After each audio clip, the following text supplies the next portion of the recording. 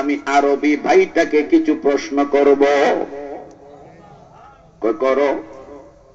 সে তখন বলতেছে, ভাই বাড়ি কোথায়? কয় মক্কায়। মোহাম্মদ চিনো? কয় ভালো করে চিনি। আচ্ছা, মোহাম্মদ যে এই ঘটনা শুনাইছে বাইতুল মুকাদ্দাসে, ওই এক রাতে আসছেন, এই রাতে ১৬ লক্ষ পয়গম্বর জমা হইছে, বাইতুল মুকাদ্দাসে নামাজ আদায় হইছে, এটা কোন রাত? এই রাতটা তুমি জানোনি? এটা কোন রাতের ঘটনা তা জানোনি?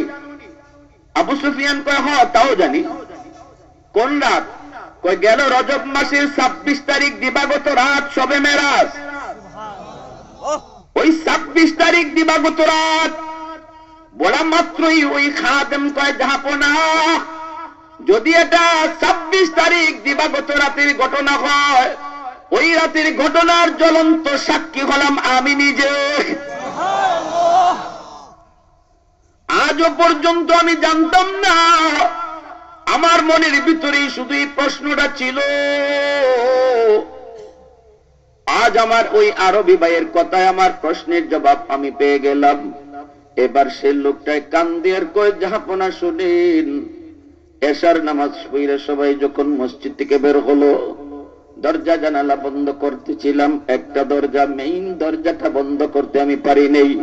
হাজারো চেষ্টা করে আমরা সমস্ত খাদেম মিলেও মেইন দরজা বন্ধ করতে পারি না।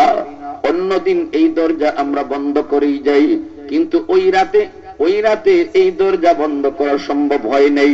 মিস্ত্রি ডাকা হলো, মানুষজন আলা হলো, সবাই মিলে দেখা হলো কোন দিক দিয়ে কোনো সমস্যা আছে কিনা। না না, কোনো সমস্যা নাই।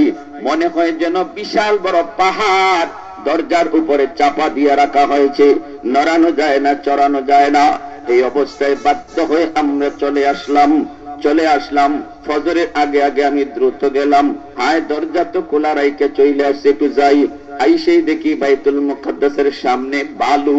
এই বালু তো ছিল, বালুর উপরে হাজারো হাজারো লক্ষ মানুষের পায়ের দাগ।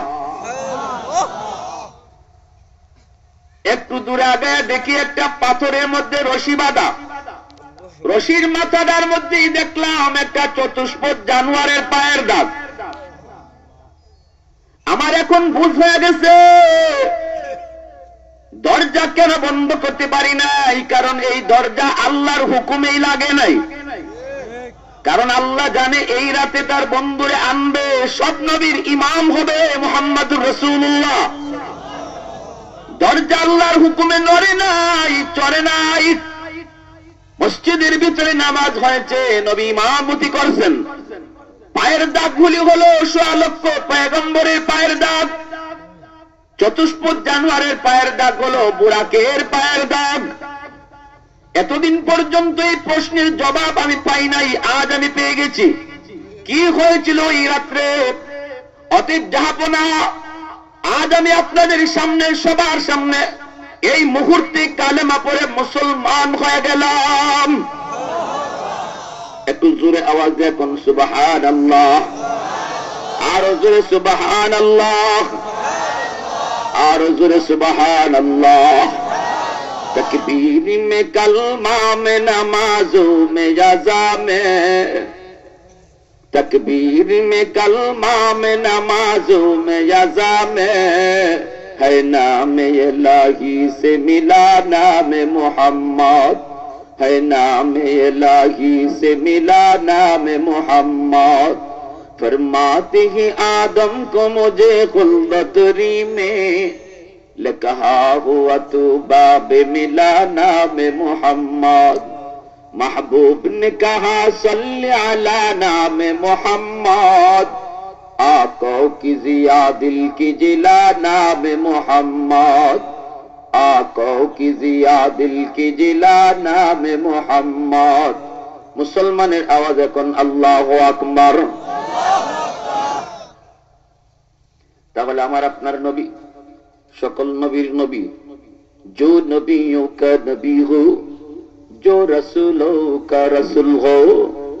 সব নবীর নবুয়ত দুনিয়াতেই খতম, কিন্তু যুবক তোমার নবীর নবুয়ত আখিরাতের ময়দানেও চলবো। কইও না, বাড়ির গিয়ে কইও, একবারে বাড়ির গিয়ে কইও। নবীর নবুয়ত দুনিয়াতে খতম, কিন্তু তোমার নবীর নবুয়ত আখিরাতের ময়দানেও চলবে। আল্লাহু আকবার। সকল নবীর নবুয়ত যার যার এরিয়া লইয়া, কিন্তু তোমার আমার নবীর নবুয়ত আল্লাহ পাকের খুদাই যত এরিয়া লইয়া, নবীর নবুয়ত তত এরিয়া লইয়া। সুবহানাল্লাহ।